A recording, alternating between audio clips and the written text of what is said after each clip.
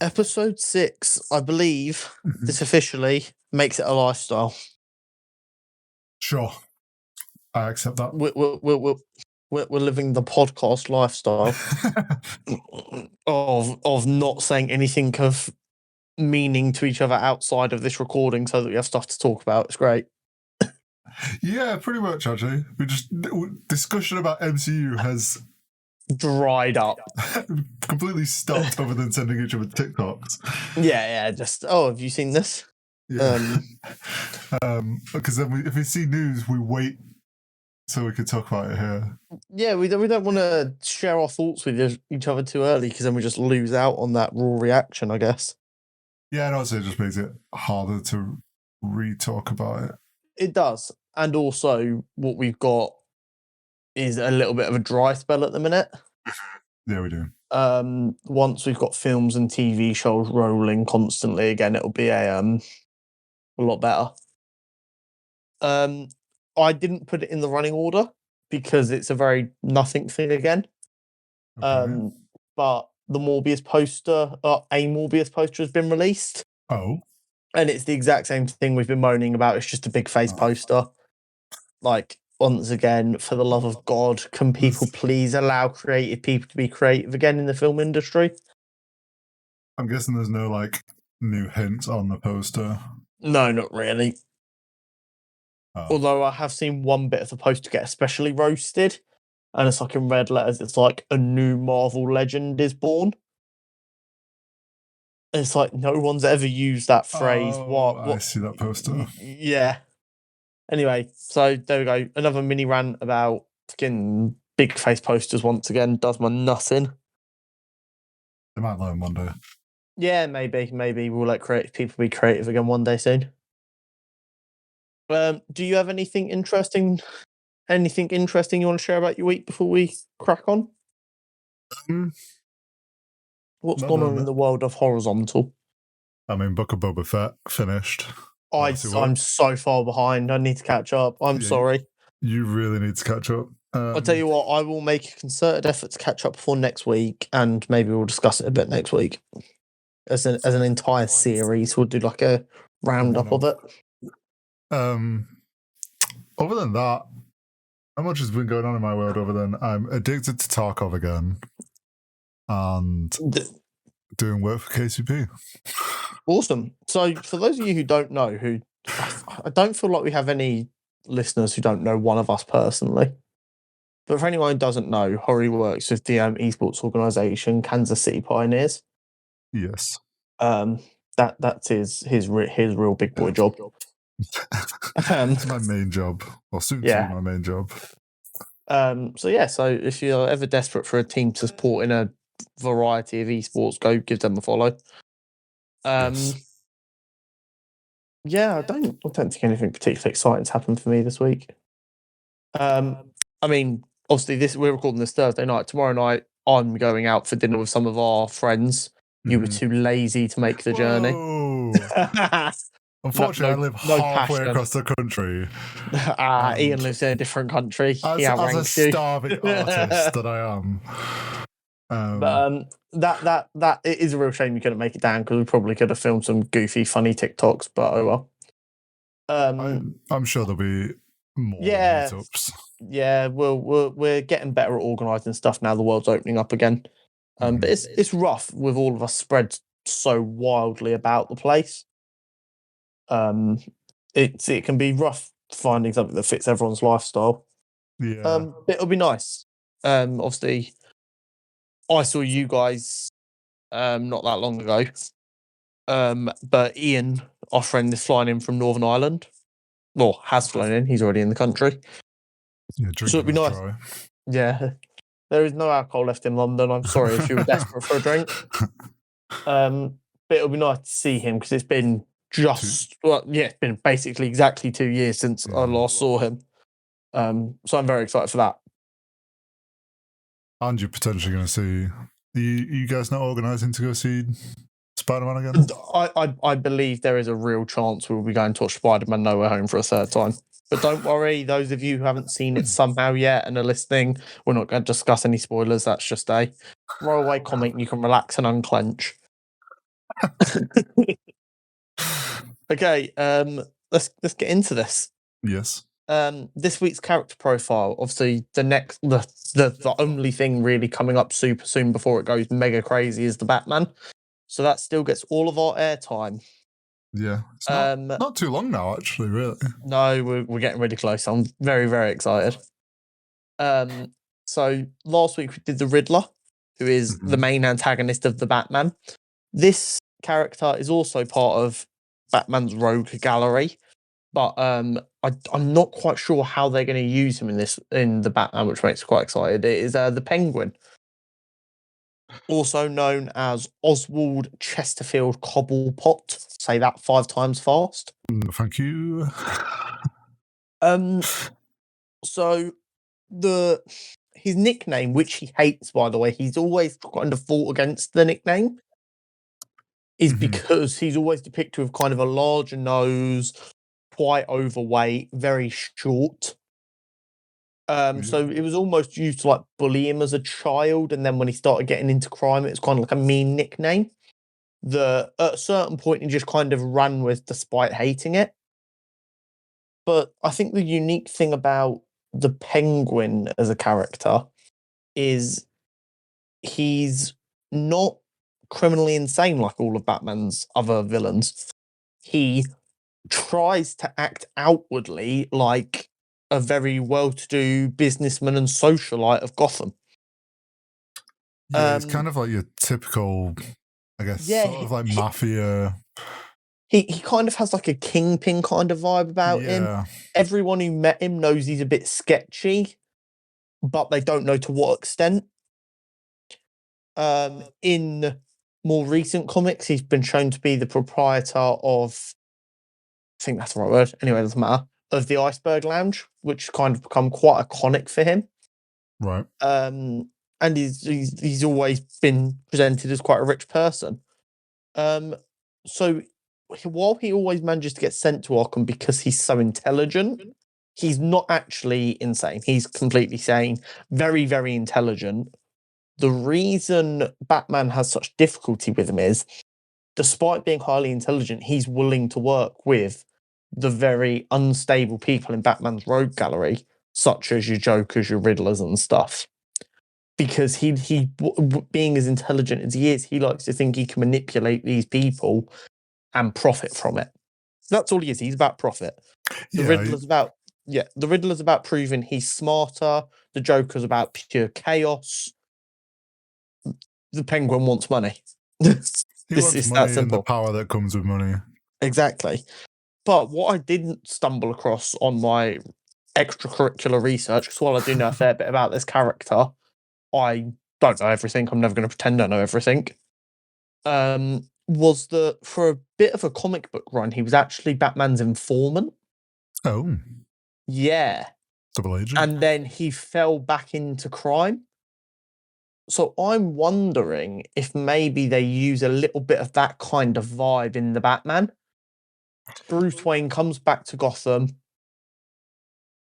Obviously, Batman is going to be very young in this, in the sense of he's going to be quite a new Batman.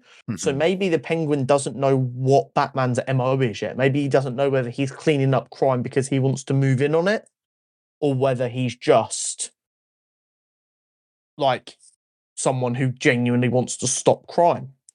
So maybe the Penguin kind of gets a little bit of I'm going to try and work with him a little bit to see what he's about so I know what I'm up against.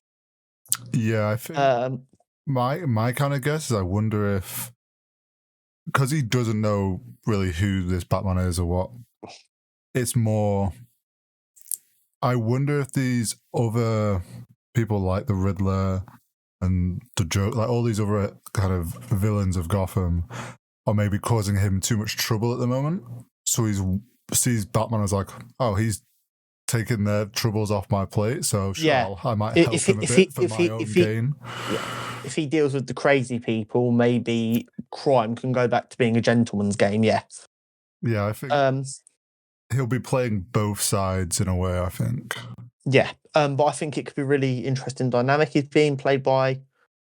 See, I always get these two confused, and they're very different actors. You've got Colin Firth and Colin Farrell.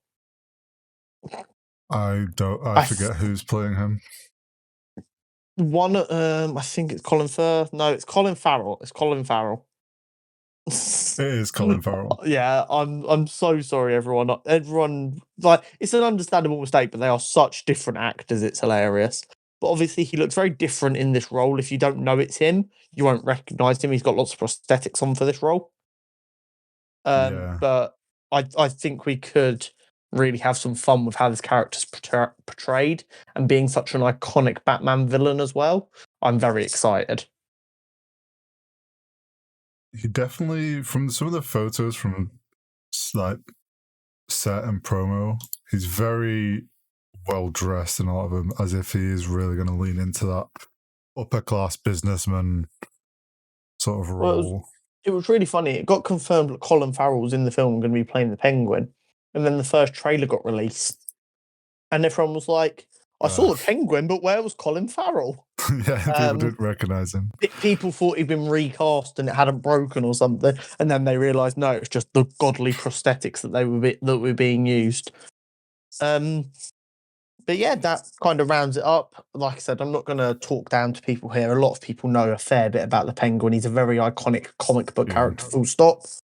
But if you didn't know that much about me, you want to know more, once again, we've got a comic link down below that you could go and purchase if you want to read up some more about the character. So there you go. Very good. Yeah, I'm excited. Yeah, now, I mean, every week I'm step close to this Batman film, and I get a bit more excited about it. Yeah. So because that was quite a big talking point, I'm actually going to shift around our running order here just to mess with you and myself. Because why not? Yeah, sure. So I'm 99% sure I retweeted it on the on our Twitter page, but DC are releasing a new comic series called the Jurassic League, which is dinosaur-esque versions of their superheroes. Okay, because I saw this on the running order and I didn't know anything about it. And you saw my 9 billion question marks next to it. Yeah, I read Jurassic League and I'm like, are they blending Jurassic Park into something here? But that's... I don't know if it's going to be a long-running series or if it's just like a mini-series or something, because Gorilla Grodd, who's, again, quite a big DC villain, has turned people into dinosaur-esque monsters before. So I don't know if it's like a 6-part mini-series where they get turned into dinosaurs or what. I don't know too much about it. But my gut reaction when I saw it was that, I can't remember. This is the meme where it's just like, thanks, I hate it. I really don't like the look of it, but who knows? Maybe in 3 years' time, I'm going to be sitting here trying to find a mint condition version of it because it was so well regarded. Yeah, I mean, it just immediately screams to me as like a not so serious series or one-off or whatever, and like if they try and do that super serious, there's going to be some very angry people.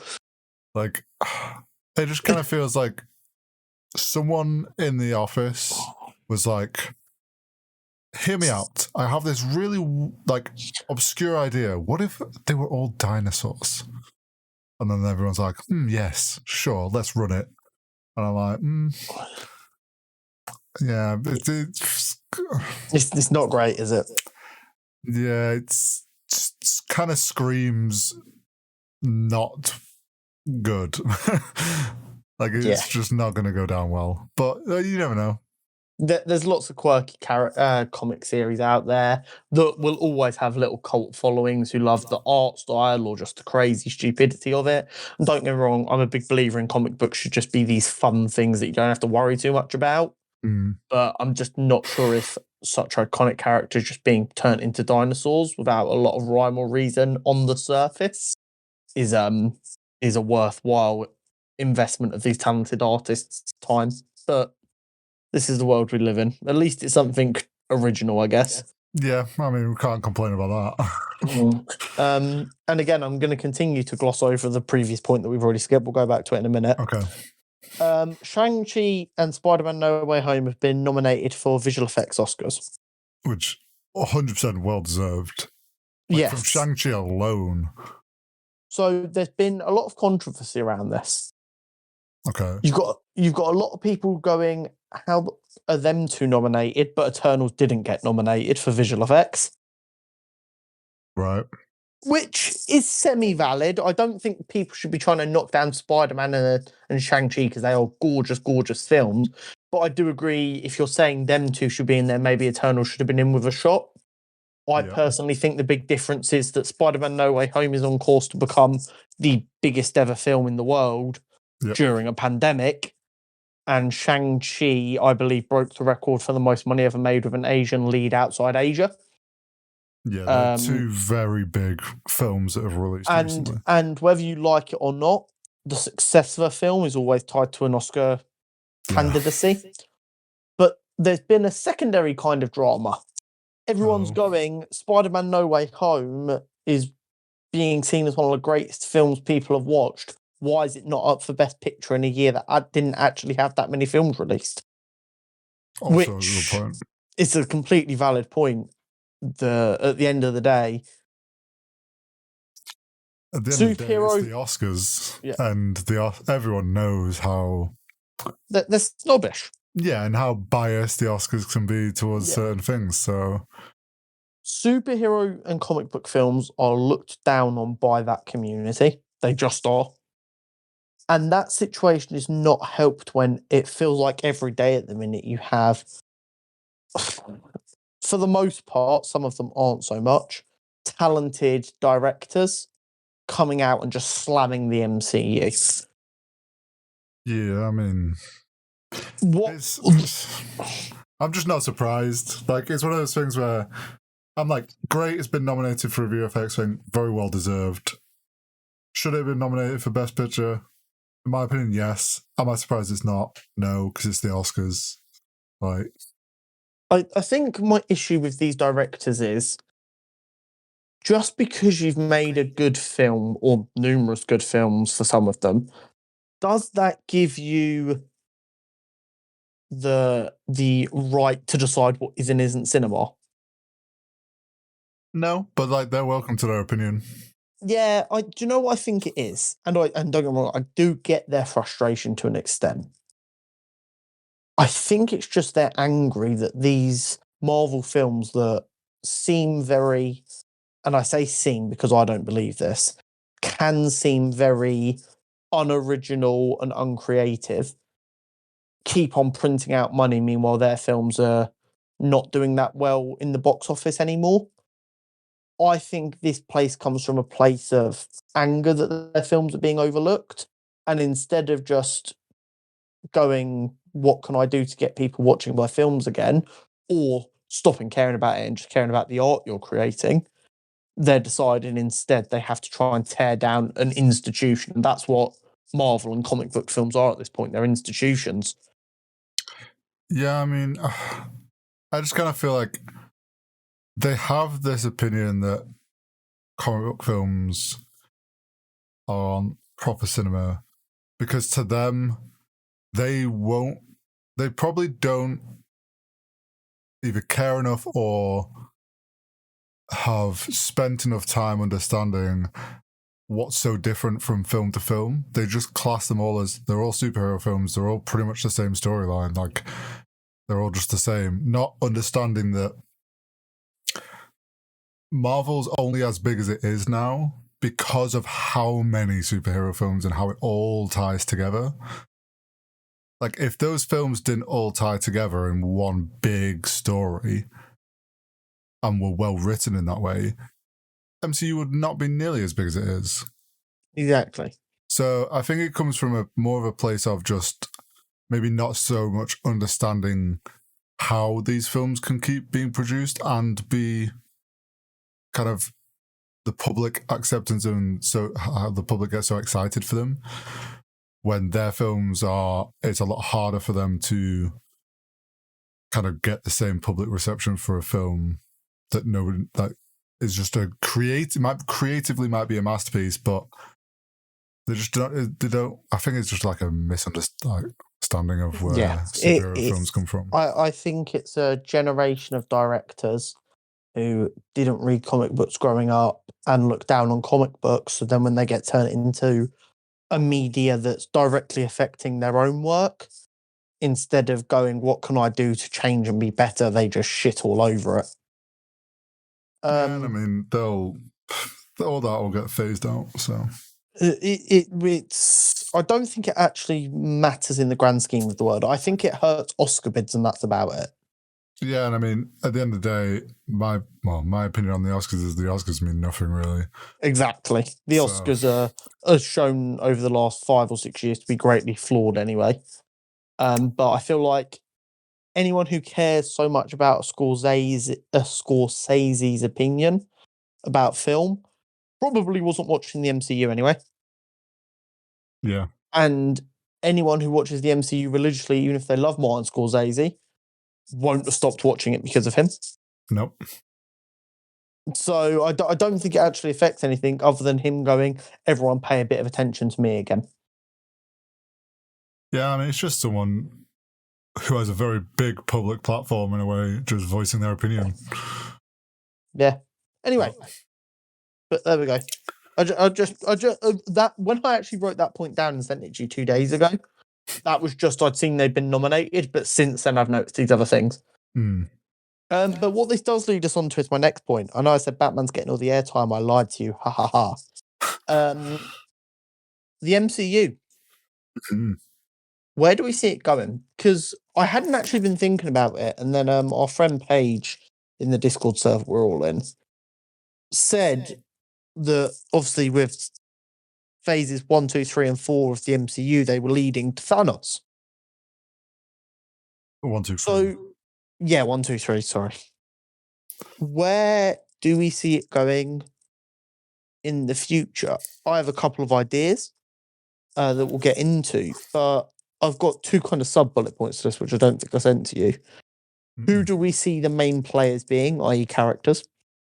And what stories have we read about, heard about, or even actually read ourselves that we'd love to see adapted some way into a Marvel film? So, from my point of view, of being someone not super clued in on the comics, I think it was when they announced Phase 4, because you've got to also remember, like, going back to when Phase 1 had just the Phase 1 films had come out, we didn't really know where that was going.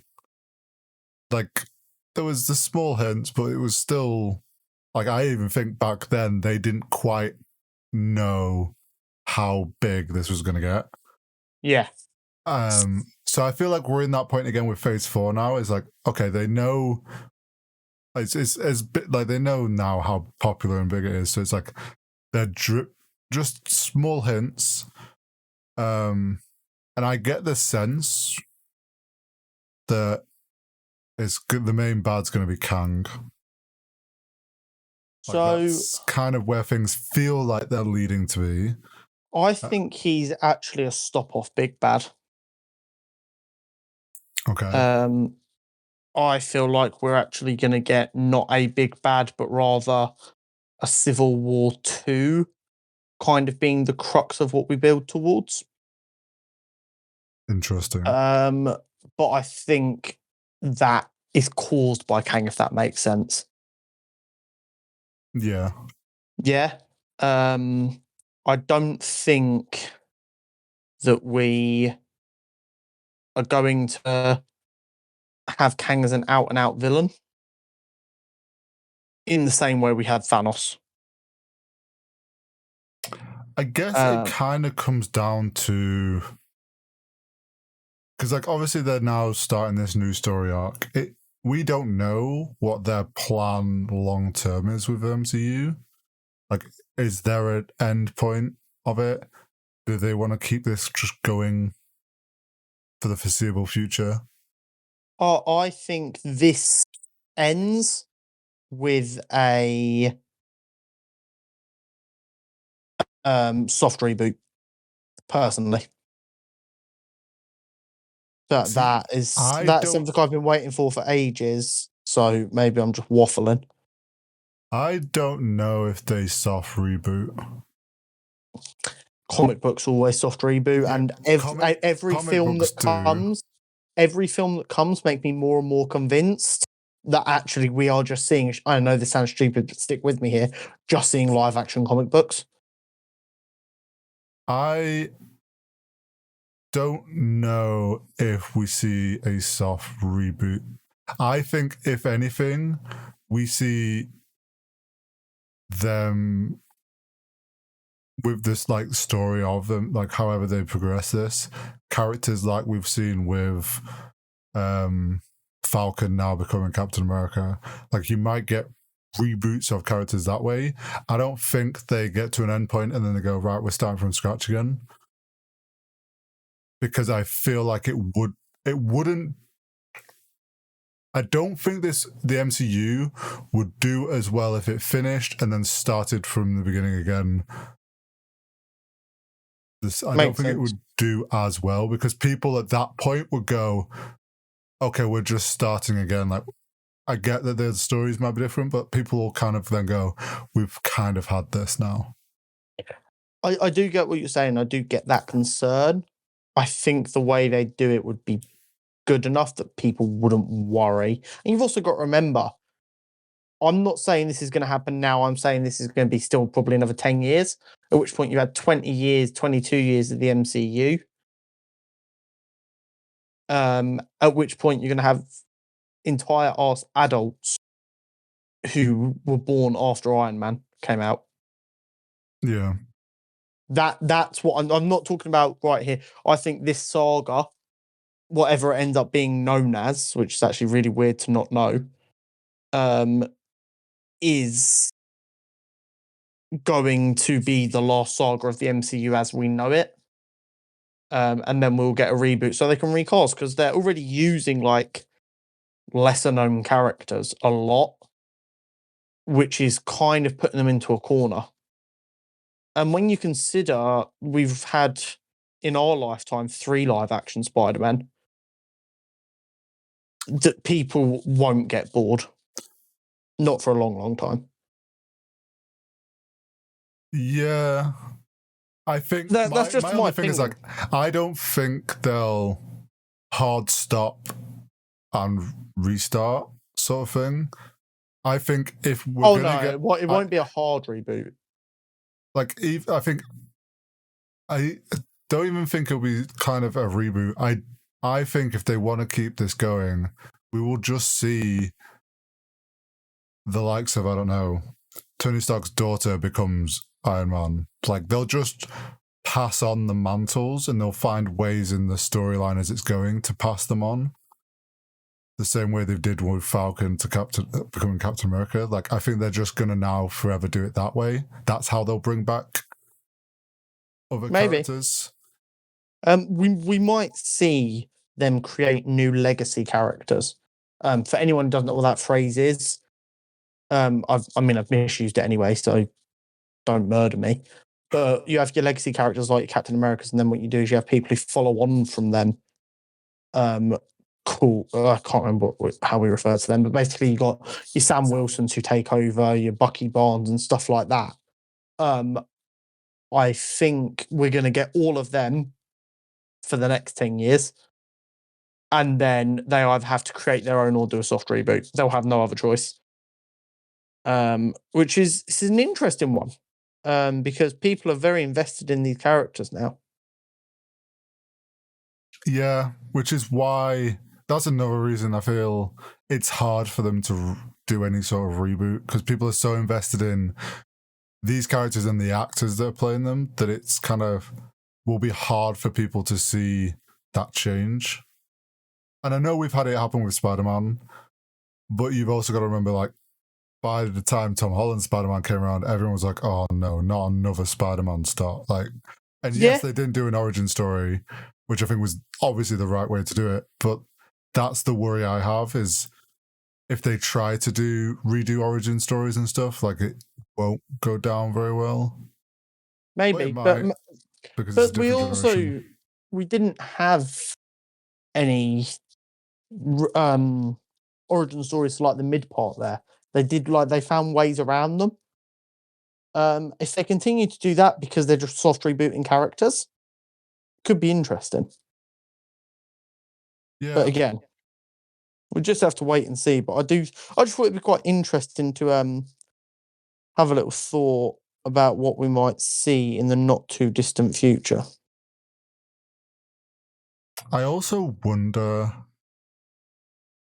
how many, because like, yes, you've got the directors that enjoy doing these films at the moment. Like, at what point does it become more of like just Disney decides they don't want to anymore? Disney are never going to say no to basically a guaranteed $1 billion film.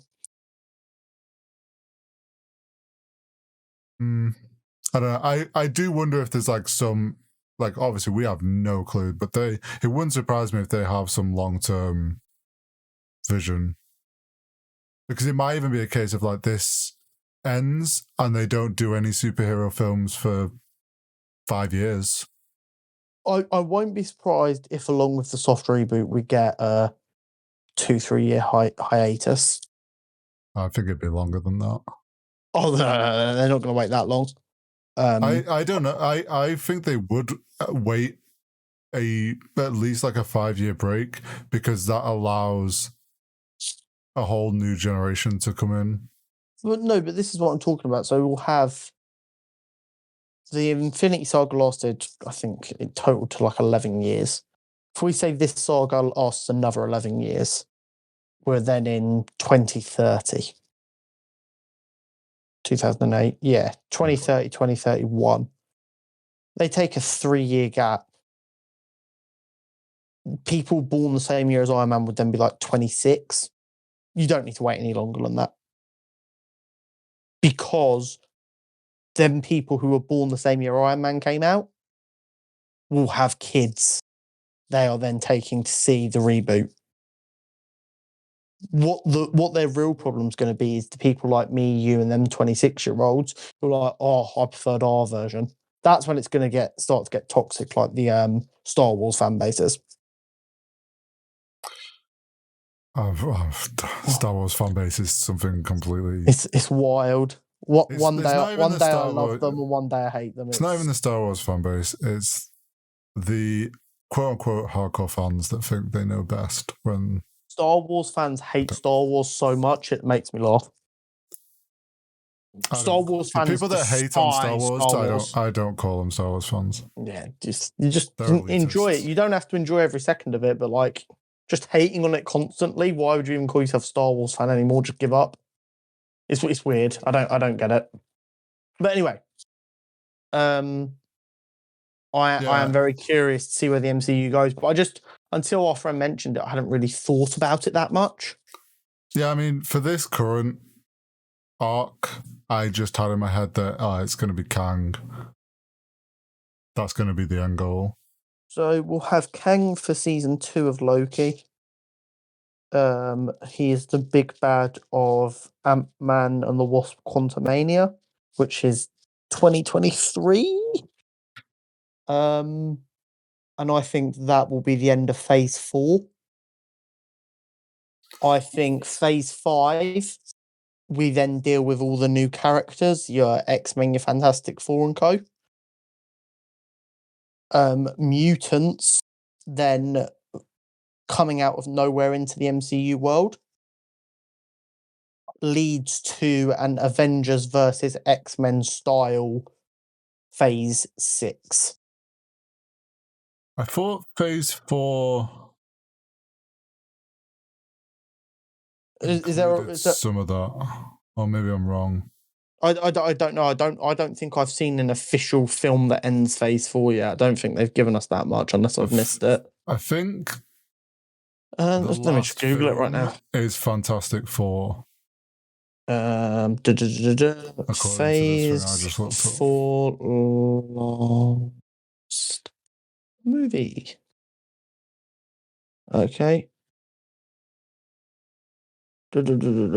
Okay, yeah. So we've got Quantumania, Fantastic Four, Blade, Secret Invasion, Ironheart, Armor Wars, all under Phase 4. Yeah, I don't know. I would imagine whatever happens in Fantastic Four and however that gets set up and added in will give the first solid hint of who the big bad is.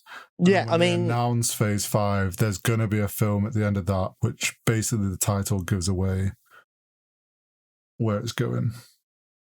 Fantastic Four rounding out Phase 4 makes me think maybe I'm wrong about it being X-Men versus Wolverine. X-Men versus Wolverine. X-Men versus the Avengers. And maybe it's going to be Galactus is the big bad. And if Galactus is the big bad, I'm doubling down on a reboot of the MCU. Yeah. But as long as we don't get the fucking Galactus art style we had for the Rise of the Silver Surfer Fantastic Four film, where he was just a cloud, I'm okay. I'm pretty sure we won't have that. Yeah, I can't imagine Disney and Marvel and Kevin Feige are stupid enough to give us a cloud again. CGI and VFX have come a long way since then, so... Yeah. So, back to... Before we started, I was saying to Tori that I thought I saw something interesting, but I couldn't remember what it was. I have since found out what it was. Mm-hmm. So, the Deadpool creator, Rob Liefeld, has addressed Doctor Strange 2 rumoured cameos, and he has said that the Fox Marvel stuff, I know on some level, some of it's already there, which makes people pretty confident that we're going to see some X-Men or X-Men variants in Doctor Strange. You just made me think of something. Oh, okay. Oh, was it? It might this is live action brainstorming, ladies and gentlemen. It might have been... This could have been faked, as many things on the internet. And I've just looked now and it's not on there, so it might have only been up there for a day. Are you talking about the leaked credits? No. I'm talking about Ryan Reynolds had in his Twitter bio or something like that was fake. Oh, okay. Yeah, I saw the exact same thing you're thinking of, and I went and checked straight away, and it wasn't there. I wasn't sure if it was a case of he put it on there and then took it off. No, it doesn't look like his bio has changed. What I would say is I saw a fake cast list. Right. Like made to look like it was in a cinema with names. Yeah. Looked really convincing. And then about 85% of the way down, it was Dominic Toretto, Vin Diesel. And I went, oh, okay, cool. Really, really convincing. And I get there, I was like, wow, that is a brilliant bait. Very, very impressed. I'm just going to say it now. If Vin Diesel turns up in Doctor Strange 2 as Dominic Toretto, I may be done with the MCU. I'm pretty certain he won't, considering he is the voice of the group. I am not a big lover of everything after Fast 5. If they try and shoehorn that into the MCU as well, might be done with comic books altogether. I'm pretty sure we're safe with that not happening. I would probably cry if I had to put up with more family. Well, talk. It would set up the next 3 or whatever it is, Fast and Furious films that still need to come out. Maybe their next ones is they've gone to space. Maybe they're going to go through the multiverse. Yeah, some of the stupid stuff that's happened in their more recent films, they are basically superheroes at this point. You're going to see the quantum truck thing, that Ant-Man uses. That's Vin Diesel's going to be driving it. Okay. Was there anything else you had on a list to talk about? Or have I already forgotten something off my own list? I don't think I have. No, I don't think we have. I did look up in any other business, as usual, on our weekly thing. Black Panther, as far as I can tell, still hasn't started again. So that's kind of rough, because that's been 2 weeks now? 2-3 weeks? It's not looking good. I won't be surprised if Black Panther gets pushed from the back end of this year. unless it is crucial that it comes out before anything else after that. If there's literally cause issues, because if it has to come out before and it has to be pushed back, that means other things get pushed back. Yeah. So hopefully that doesn't happen. There were some leaked set photos of Miss Marvel reshoots. Oh. Where we got to see her homemade suit. Interesting. I won't say too much because obviously, once we are closer to that show coming out, I'll do a character profile on her. Yeah. All I'll say now is I hope the reshoots are taking place because they're fixing her power set, which, based on what we were told about the show, sounds like they butchered her power set.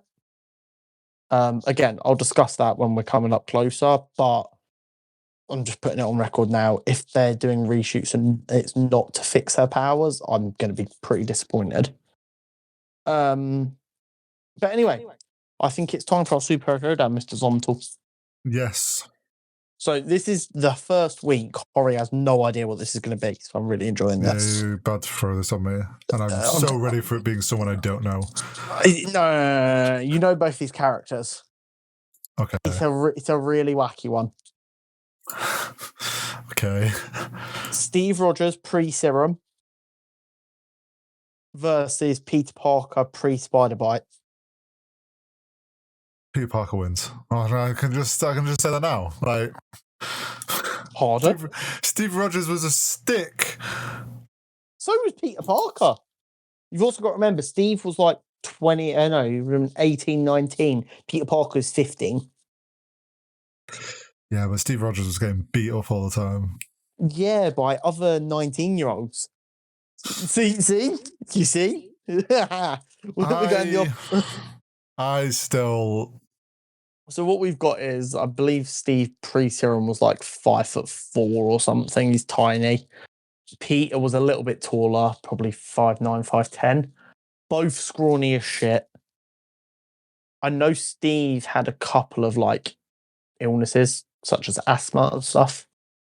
Don't know if Peter had anything. Obviously, he was blind as shit, and he had super thick glasses on. But yeah, without superpowers. I still... Are you really backing scrawny little Peter Parker who's too scared to do anything? Who's 15, remember, against a 19-year-old? Because them 4 years in male development are big years. I know, obviously, they're both scrawny as shit, but I don't know. I feel like just pure fear would freeze Peter up. I mean, realistically, I can't even think of a situation this fight would take place because they're both nice guys. That's what I'm trying. I'm like, why would they end up in a fight? Just imagine a bunch of bullies are making them fight. AKA I don't know. I've seen some very cocky 15-year-olds who more than happily probably try and take on a 19-year-old. So yeah, you're thinking of British kids though. Freaking different breed over here. I'm pretty sure it's probably the same in the US. So what I genuinely think this comes down to is our neighborhood. So yeah. we got Brooklyn versus Queens. Obviously, I don't know much about New York. I just feel like a 19-year-old from Brooklyn would absolutely decimate any 15-year-old from Queens. But I literally have no idea. This is why normally we get them from people, or you do one half and I do one half, because if I come up with it, I tend to pre-decide in my head. But I chose this one because I couldn't work it out. So, I mean, this is... Yeah, unless you can make a really compelling argument one way, this is going to a fan vote anyway. My only thought is, like... I just want to really catch you off guard with Steve two Rodgers, empowered people. the time he's from, medical health and ailments... Oh, I didn't even think of that. Yeah, he's from the 40s. Whereas, like... All Peter needs to do is just probably cut him with a rusty nail and Steve Rodgers is done. get tetanus. It's a super goofy one this week. I'm backing Peter Parker. Really? I reckon he's a scrappy 15-year-old when put in the situation. And I reckon Steve Rodgers would just end up killed in a ball on the floor taking it. I'm inclined to go with I'm inclined to go with Steve because I feel like the boomer generation and their parents have always said how they were much tougher when they were growing up. 19-year-old from the 40s who was ready to go and die for his country is beating up a 15-year-old from the future. But I think it is the worst fight you could ever imagine watching. Yeah, I feel like it just whoever lies there and takes it first is what happens. It's like who gives up first, not who wins. It's who gives up first. Yeah, before we've spoken about how no one's going to kill the other one because they're unkillable. This week it's no one's going to kill the other one because they're both giant wusses. Pretty much. But there we go. I've got to be completely honest. I just wanted to catch you off guard with that. You really did. Like here I am thinking, okay, you're gonna throw some like obscure superhero characters or whatever that I don't really know. But no, you throw two scrawny kids at me. Yeah, two superheroes pulled out their powers. Per origin story. I think we need a what if episode of that. Oh, imagine. Hilarious. Anyway, I think that's all we've got for today. This is going to be a relatively short episode. Bit of a shorter one. Not a lot happened this week, and we gave you our longest one ever last week, so it balances out. Yeah, I mean, as we've said, until we get some more films out and shows, like it is going to be potentially some short episodes and stuff. Yeah. But as per usual, if you've got anything you want us to discuss or stuff like that, let us know. It'll fill out some shows. Even if it's kind of like them brain exercises like we did the last couple of weeks. I think for next week, if I get the time, and that's a big if, I might put together a concept piece of a comic book, which then maybe we could try and sell to Marvel or DC. Sell it as this needs to be made into a comic and immediately added to the MCU. No, I reckon we do it Invincible style. Get a like an animated series, make it really adult, and just for them absolute diehards who want even more content. Just do a Kickstarter. Imagine. You laugh, but you probably. Oh, I'd love to do it so much. There may be some people here. I don't know if anyone listening follows Critical Role and D&D, but they. How many years ago? It was like 2 or 3 years ago. They launched a Kickstarter to turn their campaign 1, which was like their first D&D campaign that many people know them for, to turn that story into an animated series. Oh, really? And it became like the biggest Kickstarter ever on Kickstarter. It raised millions. Oh, wow. They managed it all themselves, and because like all the people that played that D&D session, Critical Role, or the cast, they're all voice actors, and they've all done video games, films, animated stuff. So they've written the script with other writers and hired chosen voice actors and stuff, and they've kind of managed it all themselves with an animation studio, and it's already coming out. They're doing 3 episodes each week. It's on Amazon Prime, and it's adult. And it is adult themed. What's it called? It's called The Legends of Vox Machina, which is what their group was called in D&D. I'm going to need you to I'll send you a link. Send me, because I'm not going to even remotely be able to spell Vox Machina. But as someone who watched their whole first campaign on Twitch, every week of them playing D&D, seeing it turned into like an animated series is so cool to see, because it transfers so well. Oh, I mean, the way it's designed with them talented people, I'm not surprised that it transfers really well. They also have David Tennant as a voice actor in it. Oh, there you go. You could have just said that to me. Which I didn't know, and I was like, why do I recognize this voice? And then you know on Prime you can hover over to see who. And then that is like David Tennant, and I'm like, hang on a second, what? That's absolutely brilliant. But yeah, I'll send you a link to that. I wish I had artistic or writing ability directly. Me and you have discussed this before. I am the prime ideas guy. I just need to be surrounded by talented people who can execute my ideas. Or you need a team of writers who can put it to paper, but you just sit there and flesh it out with them. Yeah, exactly. And who knows, maybe if we're going to go back to Dreamland for 5 minutes like we did last week, if we were given the opportunity to sit down and come up with a story with writers and artists for a mini series, I would be all over that. If you tried to say no to that, I don't think I'd ever talk to you again. Before it, because it would be the most amazing thing ever. Seeing a story that you've worked with someone like yourself and like as a friend, to see that come to life would be so cool. Oh, 100%. Talking of comics, during this I've missed out on buying the GP I was hoping to buy tonight. So I will be sad buying comics this weekend. So keep an eye out for that on Twitter. Just crying all over my new comic books. I look forward to the picture in our group chat of just you with a stack of comics. Yeah, just sat in a corner crying. I did have another thought, but it escaped me. As always, standard little plug. Follow us on all our platforms. Cutscene Convo everywhere. We couldn't be easier to find.